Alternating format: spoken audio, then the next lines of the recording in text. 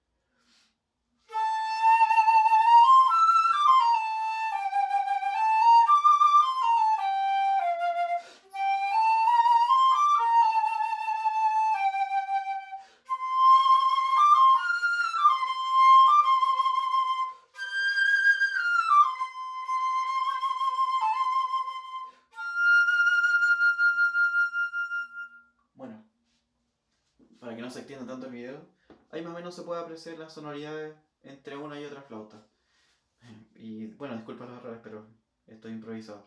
Así que aquí tienes las muestras de la flauta Powell 2100 y la flauta Sankyo.